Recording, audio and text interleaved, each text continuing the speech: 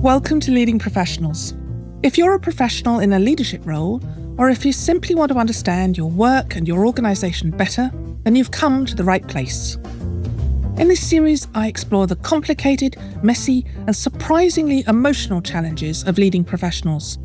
And I set out to answer some of the most crucial questions professionals are currently facing.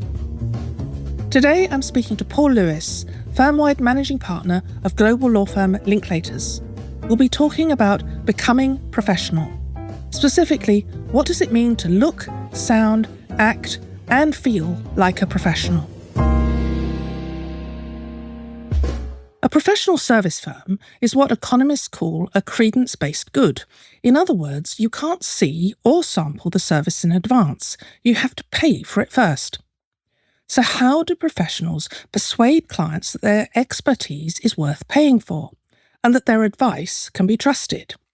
When you're training, you assume becoming a professional is all about expertise and experience. But it's far more complicated than that. Ultimately, it comes down to the intersection of three things: image, identity, and brand.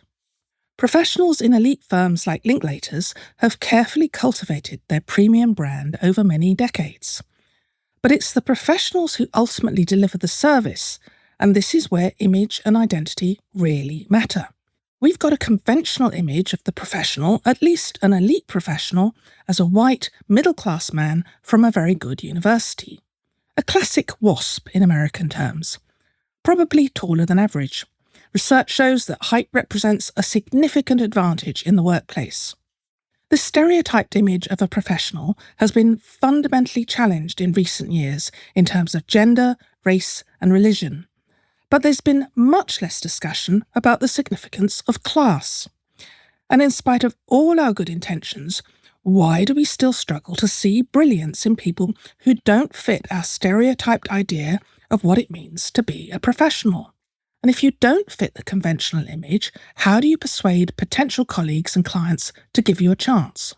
I've asked Paul to help me explore these questions because I've heard him speak powerfully about social mobility and the professions, and about his own experiences of being an outsider.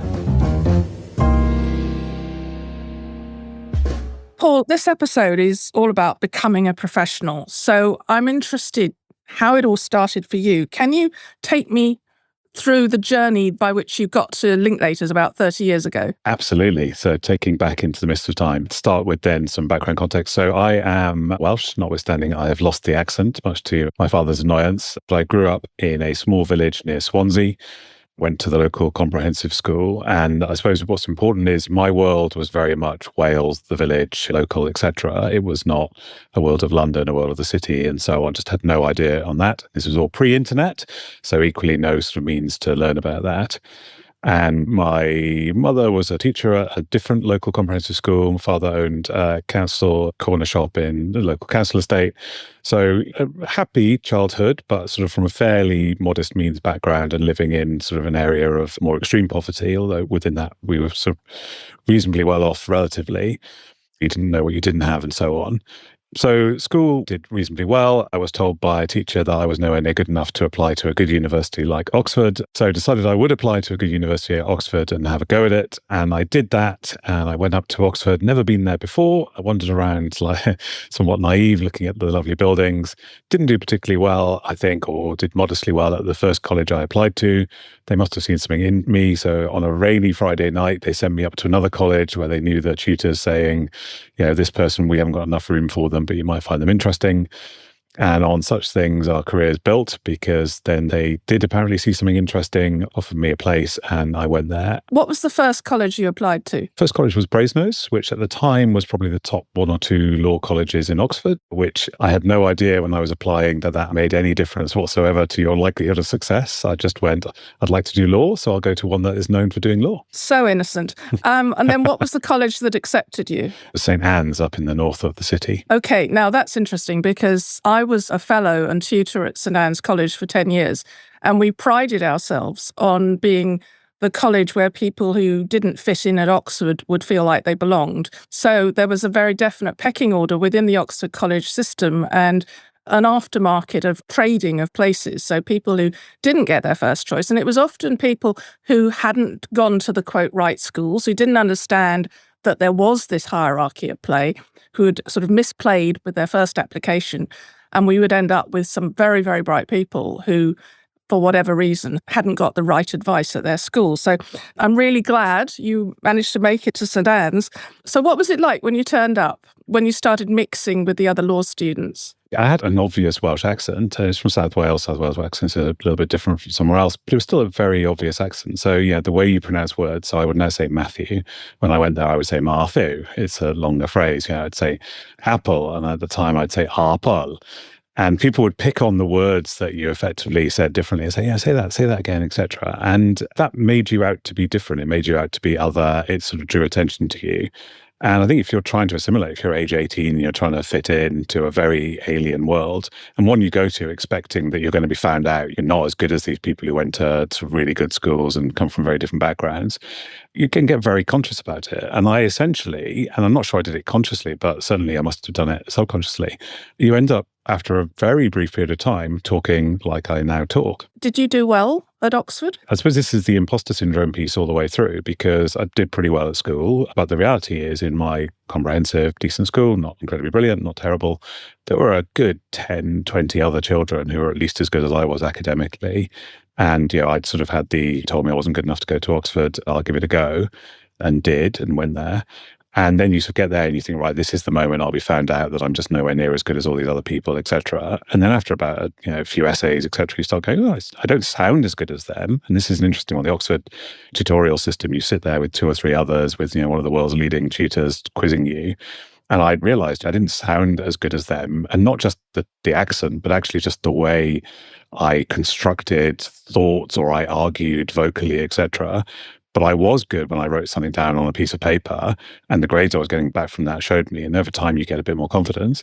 So yeah, the grades turned out well. And ultimately, I ended up getting a first from Oxford, and actually pretty high first within the year, which gives you obviously some internal validation. But throughout all of that, you're waiting to be proved that this is all just somehow a fluke. At the end, I had a piece of paper which seemed to say it wasn't, and gave me some confidence that whatever else in life gave, I must have done something right to have a university like Oxford say I got a first. That was the sort of general mindset I had throughout my time there. So how did you end up at Linklaters? Again, naive decisions. It's like, well, the person a year above me says it's good, so I'll apply and see what it is. I suspect even at the time, other people were more organized and systematic about how they did it, but that was how I did it.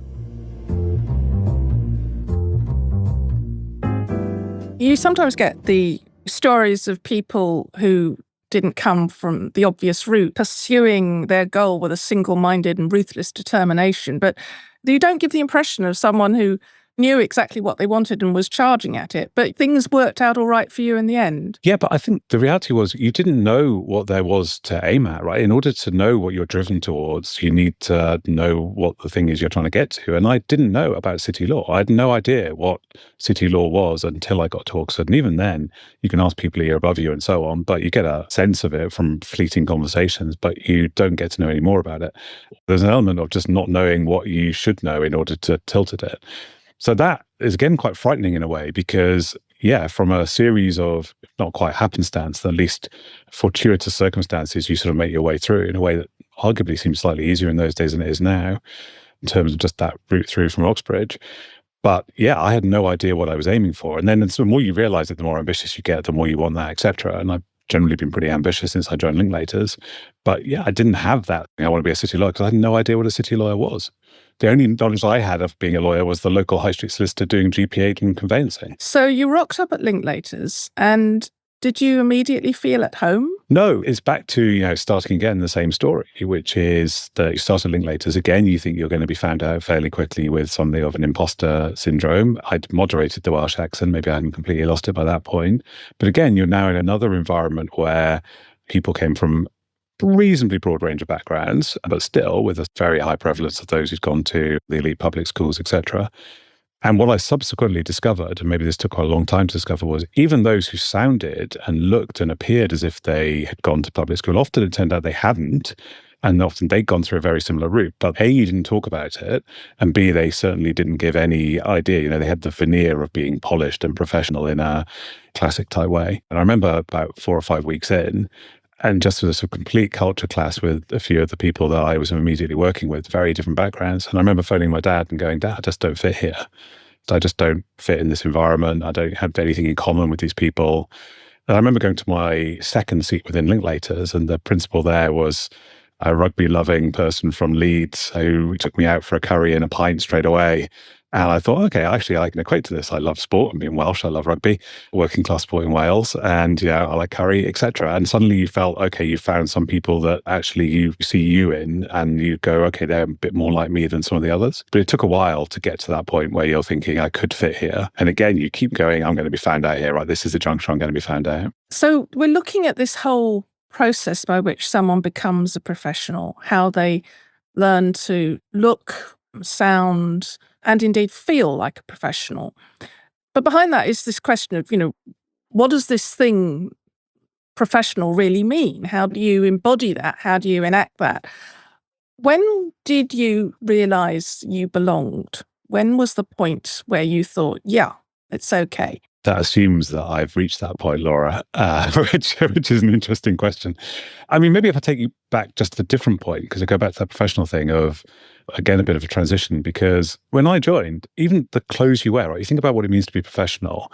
The suit I had when I joined Linklaters was, I think, a suit I bought from Swansea Market. I had no money, right? You go to the market and you buy a suit because that's available. It's a certain price point and the tie that goes with it. It's horrific, right? Absolutely horrific. It might pass in Swansea Crown Court. It does not pass in one of the preeminent elite law firms in the world. You're wearing these clothes that are just fundamentally unsuitable. My first principal was an incredibly brilliant lawyer. He was a very well-dressed individual with sort of personalized shirts and monogrammed, etc. And he could get away with, and did get away with, these bright yellow shirts. And there was a time in the 90s when some of that sort of really garish colors, big collars, etc. was la mode, or whatever the right phrase is. And I thought, well, okay, that's what I need to be like. I will try and imitate my first principal. So I went down to Thomas Pink and I spent a large part of whatever my first paycheck on this bright yellow shirt.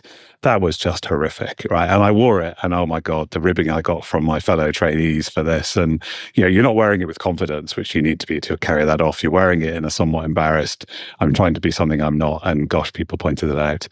So yeah, there's a whole level there where you start to go, right, well, okay, I can get a suit that's a sensible price from X shop, and I can do this, and I can start to wear the clothes, and I don't look as if I'm coming from an utterly different background.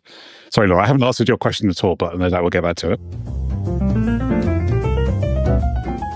There's a very interesting work by a distinguished scholar called Levinson. He refers to the concept of bleached out professionalism. And what he's basically saying is that there's this sort of concept of which we develop of the neutral professional. And he refers to it as bleached out. It's partly around issues around race, but it's also around taking the color of your personality, your clothes, indeed, in this case, everything which makes you distinctive in some way, and having to let go of all that so that you can conform to this very, very neutral, so-called neutral idea, which of course isn't neutral at all. So yeah, that yellow shirt, I think got worn once or twice and then at the bottom of the wardrobe. So you never wore that shirt again. When did you know that you were now the norm against which other people were having to define themselves, to adapt and to look professional? Was it when you became partner? Was it before then? Let's face it, you spend enough time in an organization, you work out how it works out how you work, etc. So I think sooner than that, I think a year or two of qualification, you're comfortable, you know what you're doing, you're working with, you're working well, etc., getting good grades and so on. So you feel like you're starting to fit. And if I'm being conscious, right, so on the one hand, I'm talking about my Welshness, but if you think about some of the other things that go to what people have perceived it to be professional, I've got a number of classic advantages, right? So one, I'm a white male, which, let's face it, is about as privileged a class as you like to get in Western civilization. I'm tall. I'm 6'3", and again, that tends to, people often associate height with sort of seniority, gravitas, etc. And by this time, I'd sort of tried to cultivate this voice, which either when things I'm very interested in, I lose it and I get very excited and I get very passionate, etc. But in the day to day, I'd done the airline pilot thing of, I'd dropped the tone and I'd spoke more stentorianly, etc. So there were things where, back to the type of people I referred to before, of even though my background was potentially different, and I never particularly hid being Welsh, actually, you suddenly became, right, I am just an identical, another white male, tall, talk confidently about things, etc. The question is always, I go back to that imposter syndrome, And it's always hard to work out what someone else is thinking. And I was at an event last night, a bunch of business leaders talking, and someone was so impressive in terms of talking. I just sit there thinking, you sound so impressive. Do you ever have any doubts about whether you're coming across well or not? But actually, you learn to sound confident. You learn to sound as if you know what you're talking about, and you start to fit. So I had a lot of advantages I think other people didn't have just from those sheer physiological type things. But even then, and we'll talk about becoming a partner, I think I've carried that sort of, at some point I'll be found out all the way through, possibly even now. Has it driven you? I mean, has it been a motivating force, or has it just been something you've learned to live with? I think it has been a motivating force in a number of different ways. So I think the background has been a motivating force in that zero safety net. And I think, parents, fantastic to me clear as a child, and so gave me a happy upbringing, etc., and all material needs and the like, right? But I knew full well that there was no safety net there. If I made choices in life that didn't go well, then it was down to me, not to them. I couldn't look to them for financial support, etc. It wouldn't be fair, and they wouldn't be able to do it.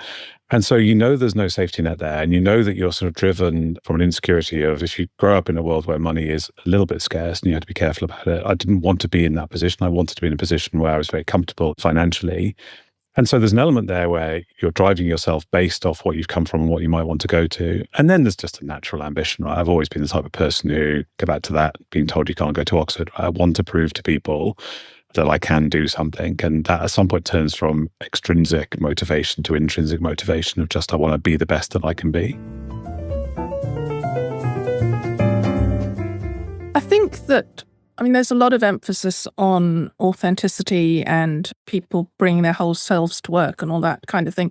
I think one of the advantages for people who start in a non-conventional way as a professional is that you have to learn to read a situation very quickly and judge the risks and make adjustments to recognize how you're being perceived, to get a sense of what is appropriate in that context and adjust accordingly. And some people are better at that than others.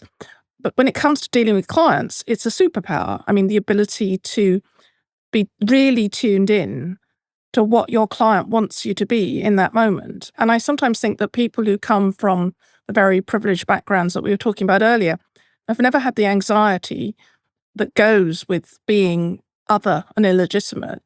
So they don't necessarily have that same finely tuned ability to work out what people want them to be in that moment. Do you think that's fair? Absolutely. I think that's a really apposite comment in so many different ways. And I think you're constantly monitoring for okay, what are they thinking about this? How do I read this situation? How do I respond? What would someone from a different background respond, etc.? And I think that is a good thing because you are constantly then looking to see how someone feels about you. Now, that has its downside as well because in some ways, you're sort of slightly trying to get validation from, trying to see how other people respond to you. But I do think it effectively means that you spend a lot more time thinking about how you're coming across and how people are receiving you than maybe if you just come from an environment where you expect people will want to hear you, or you start from an assumption that what you say has value and that people will want to hear it.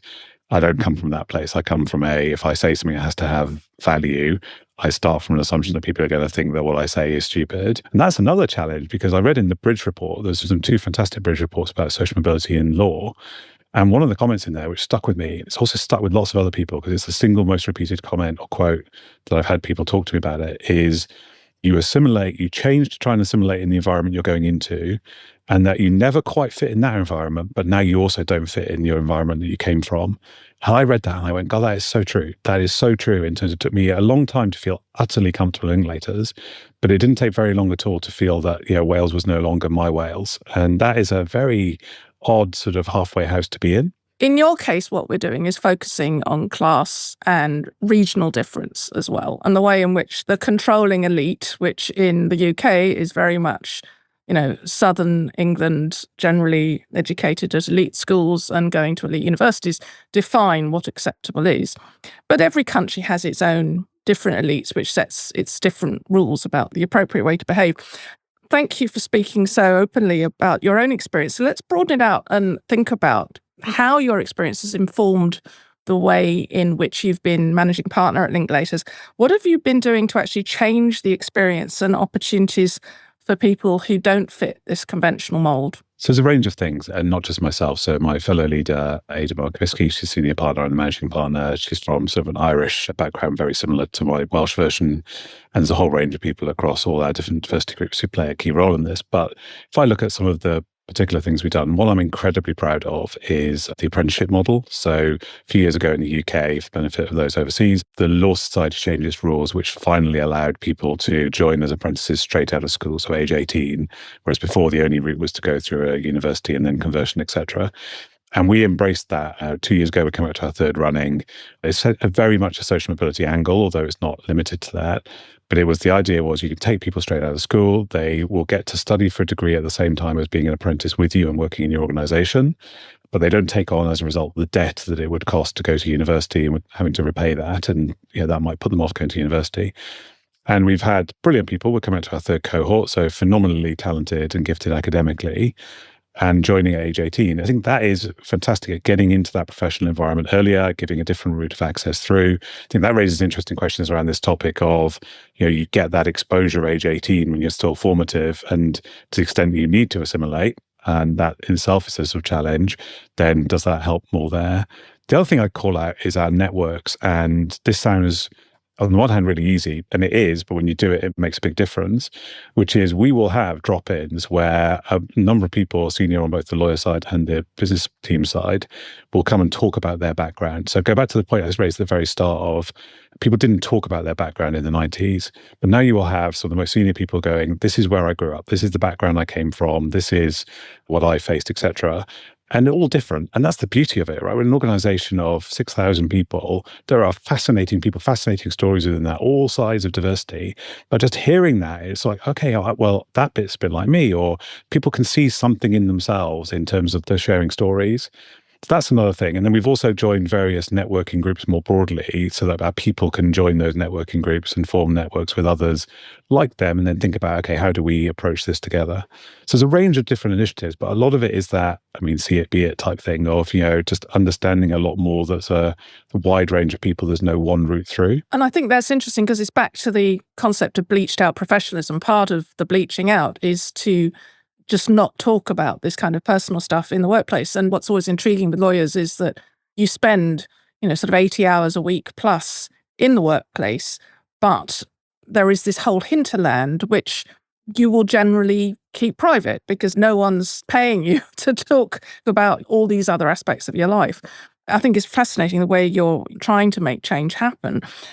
But I'm also thinking about maybe along the way whether you've needed to challenge some of the default assumptions of your colleagues or even of yourself in doing this. Because, it sounds great to do this, but it's also going to the heart of some really basic prejudices, inbuilt prejudices about what does it mean to be a professional. Yeah, and Laura, you know this far better than I do, but the reality is we all have prejudices. That's the reality. Every time we have interviews, etc., we'll have the unconscious bias sort of reminders and training before, etc. But I think it does affect you. And I was looking at a sort of particular group of people internally the other day, and there was someone who was coming across, in my mind, very, very impressively. And I sat there trying to sort of work out, why did I think this person was coming across very impressively? You're quite tall, and you're male, and you're white, and you're speaking in a very confident, stentorian tone, and you seem very knowledgeable about what you're talking about. And I started going, yeah, I've just described me. And and turns out I think I'm very good. All of us will have that, and that's not a bad thing. But then, recognizing that and being aware of it. I do think we've come a long way there. I do think that the country, the UK country, is a lot more diverse than it was in the 90s. Every organization is a lot more diverse. If I go back to the accent point, I don't think that people would feel the same pressure these days. I hope they wouldn't, in order to moderate their accent. There's enough fantastic examples within Linklaters where they haven't. Some of that is alive and well, but maybe the other angle. So I was talking to now be a junior associate, was a trainee at the time, one native Welsh speaker from a Welsh-speaking school. She was told by her school that if she went to university in England, she was a traitor to Wales because she was effectively taking the language. There's not enough Welsh speakers to Wales to stay there. Again, so that sort of stuff is alive and well, but proudly, she very much has a Welsh accent now. And if I think about our social mobility network and the people leading it, a whole array of accents and, glorious, quite frankly. And that's brilliant. Would I lose my accent if I did it again now? I hope not. There's been a huge influx of US firms into the city, and they've done phenomenally well in recent years. Do you think that the influx of the US firms has challenged some of these rigid concepts of what a professional should look and sound and behave like? Or do they simply bring their own kind of conformity? Because, I mean, obviously America has its own massive class divisions as well. They're just enacted in slightly different ways. Bit of both, I think, because the reality is it's not as though it's the American lawyers from there coming here. Essentially, they're coming here and hiring people from, by and large, the organizations like us. So you're taking people, in some ways, you're replicating some of the structures they came from. You're imbuing a bit of an American attitude towards it.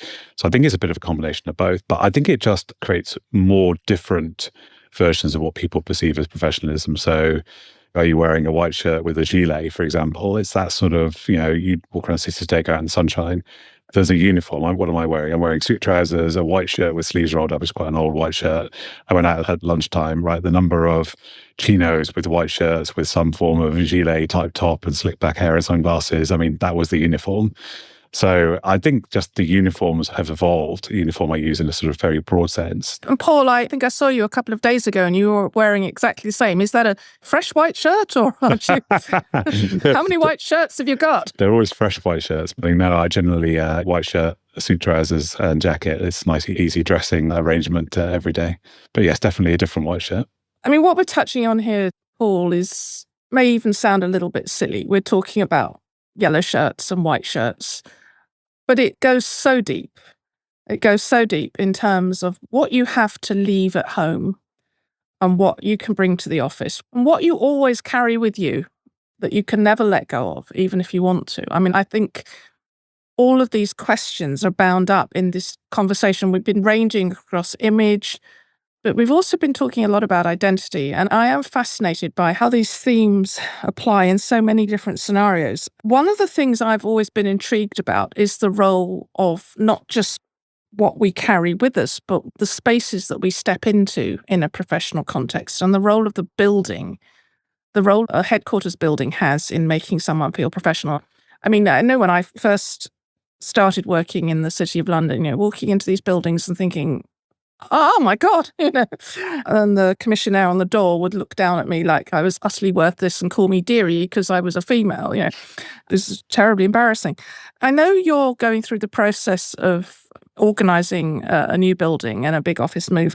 Have you thought about these kinds of issues in designing your new building? I mean, you need to impress your clients by having an incredibly impressive, powerful looking building, but you also need to create a space where people feel really special to work there and to charge what they charge their clients, but without putting off the people who don't fit. So how do you balance all that? Well, maybe I'll take a non-linear answer to that question. So taking the very last point and working backwards. So why do I care about all of the topics we've been talking about? Let me just throw some stats at you for the legal profession. If I look at the diversity data for social mobility for the legal profession, so the test we're sort of using these days is essentially at age 14, what was the parental occupation of your highest earning parent? If I look at just some of the core SRA stats, so in the UK general population, 39% of people come from a lower socioeconomic background. If I go to law firms, so law firms of a certain size, so law firms with 50 plus partners, it's 24% of lawyers. If I then go to a firm like us, it's around 11 to 12% of lawyers, and that will be broadly representative of other firms of our type, and we're neither sort of better nor worse than those. And to me, the question is, right, how do you change that? And there's been a huge amount of work and there's been some progress, but how do you then change that? I think the question then is the raising aspirations piece. How do you make it so that actually going into those buildings, rather than necessarily trying to change the building, actually you're putting people in a circumstance where they can go to those buildings don't seem as daunting? Because I spend a huge amount of time, as do any number of people at Linklaters, in various, and it wouldn't want to be called deprived communities, but communities where opportunities are not distributed in the same way as the rest of the country. So how do you take people who are in a more extreme version of what I described for me when I was a kid, which is they genuinely have no idea about what exists outside of their village or their town, etc. And so how do you get them? So the idea of going into a city law firm or a city accountancy firm or a bank, etc., is the real thing. Any number of the law firms, PSFs, etc., we will run schemes where we will bring people up, we will show them something. We then also have to try and make sure that we carry on with that. It's not just, here's what you could have had, now go back to where you came from. Someone pointed out to me last night, that's the very worst, which I agree with. So I think the answer is, can you make the spaces more opening and welcome? Maybe, right? But as a law firm, we try and project very explicitly a somewhat austere, but, as it's a professional, it's calm, it's, you can come to us as your lawyers, we will very calmly, deliver the very best advice, etc. But I think that a much more interesting question is, how do you get more people through the door so this is normal to them? They're not daunted by it. They're not daunted by that space. So how do you? Oh, I think, again, the answer is somewhat simple, but then it's scaling it. It's the number of schemes that we run. We run a huge number, lots of other firms do as well, of how do you make sure you're out there in the community? How do you make sure that you've got those links through where you can give people experience days? So we will bring people, we focus on a number of different areas around the country. London is clearly one. Newport, we've been doing a lot in. We focused a lot around Newport. And so in Wales. In Wales, yeah, sorry for the benefit of those outside. Again, Wales is the poorest of the UK home nations. 22% of the people in Wales live in poverty. So bringing people from the deprived areas up to London, for many of them, the first time outside of London. Community centre we work with in Coventry, I was talking to their leader, Rashid, last night, and he was saying that for many of the people who came up, it was the first time they'd been out of Coventry. They were 18, first time they'd left Coventry in their entire life. So trying to effectively get together with multiple different organizations to be able to give that and to raise those aspirations. But I go back to the thing that worries me is it's not enough just to show. It's then what are you doing to try and have an ongoing ability to show people routes through? Back to solicitor apprentices, again, it's harder to get a solicitor apprentice contract than it is to get into Love Island. So, incredibly competitive to get the solicitor apprentice routes, but they are different routes. So look, there's no magic bullet answer. I think there's a lot of good work going on from a lot of different law firms and against, across the sort of the community that I see a lot, but there's no magic bullet. Paul, as we draw this to a close, if you think back to the young man who joined Linklaters almost 30 years ago, what do you wish you'd known then that you know now? Oh, so many things, Laura, so many things. I think it would be that gentle reassurance of you are good. And not in an arrogant way, but just in a, you're very capable, trust yourself, don't try and copy people just for the sake of it. There's always things that you wish you'd done differently. But look, for me, I get to sit here as a managing partner of Linklaters, a firm that I was overjoyed to join and incredibly proud. I'm incredibly proud to lead it. I've had a fantastic career. And part of the joy of doing this job is that you can help to try and change things coming through. So I've got zero complaints. Linklaters has been very welcoming for me. But then trying to ensure that the modern version of that story, because my story is not in any way extreme. There's much more extreme versions of people who come through doors now. Let's go back to that social mobility data, but trying to make sure those pass through are a lot smoother. So looking forward, Paul, what advice would you give to a leader who wants to ensure that talented people with raw talent have the opportunity to succeed in a firm like yours, whatever they look and sound like? How do we ensure that people like you are able to recognize that talent? I think one of the lessons I learned a few months into being essentially the CEO of Linklaters was getting to see some other CEOs in other companies who I hugely respect. And you got to see that they could make a real difference. They had the power of business to make decisions and to deliver pretty much immediately. And I saw that with Zara from Salesforce, with Steve Hughes at Coventry Building Society, where they immediately, in the context we were working with them on, sort of changed something that delivered something, in that case in Coventry. And I went away from that with I'm a leader, I can affect change. And yes, I've got my day-to-day job, which is how do you make Linklaters, an incredibly strong law firm. But the power of business to affect change by just getting into it, right? Taking leadership as a leader, doing it yourself personally, signaling that you care about this. And maybe you don't come from that sort of background, but others do, and showcasing them. So I think it really becomes that you can make a difference if, as a leader, you show you care about it and you spend some time on it. And that is what you should do. Thank you, Paul. Thank you very much, Laura. For me, 3 key insights stood out in our discussion. The first is how much and how little has actually changed. Professional firms have been trying hard to develop a broader understanding of excellence, but they still struggle to differentiate between intelligence and education, and they exist within a social and economic system which denies educational opportunities to so many. Paul understands that helping young people to aspire is as important as creating opportunities for them, and he's working hard to encourage both. But as he says, it's still easier to get onto Love Island than to get a place on a solicitor apprenticeship scheme. The second insight is that our professional identities are fluid, not fixed. Authenticity is a fashionable concept at the moment, And we certainly recognise the problem of code switching. We know that being forced to comply with the prevailing social norms can lead us to feeling alienated from ourselves as well as our organisations. But we aren't one authentic self.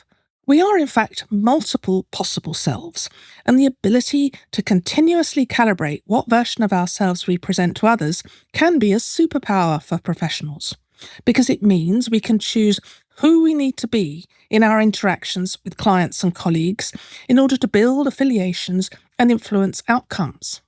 So are we forced by our organisation to deny aspects of ourselves in order to conform, or are we able to selectively choose which aspects of ourselves to emphasise? The key question is, where does the power lie? The third big theme is the issue of insecurity. No matter what you achieve in life, it never entirely leaves you. This is where my research on insecure overachievers comes in. I've studied the relationship between insecurity and professional achievement and found that experiencing some form of insecurity in your early life can make you very ambitious. You want to make that feeling of insecurity go away, and that can draw you to work in elite organisations. But the pressure to perform within these elite firms amplifies rather than resolves that insecurity. After all, they are intensely competitive and insecure work environments. So you're driven to extraordinary levels of performance as a price worth paying for being validated by your organisation. But no matter what you achieve, you never lose that underlying sense of insecurity. I've made a documentary for the BBC about insecure overachievers in professional organisations, and you can access it via my website, lauraempson.com. As Paul stresses, his upbringing was secure, so his insecurity comes entirely from societal factors, not family factors. And he uses his insecurity as a powerful motivator to help others along the way. So thanks for listening, and thank you again to Paul Lewis. In the next episode, I'll be interviewing Dame Emily Lawson, former COO of NHS England and head of No. 10 Downing Street's delivery unit. We'll be talking about leading complex change and how to break through practical barriers and political resistance. In the meantime, you can read much more about leading professionals on my website, lauraempson.com. And please remember to subscribe, rate, and review Leading Professionals wherever you get your podcasts. Do join me for the next episode.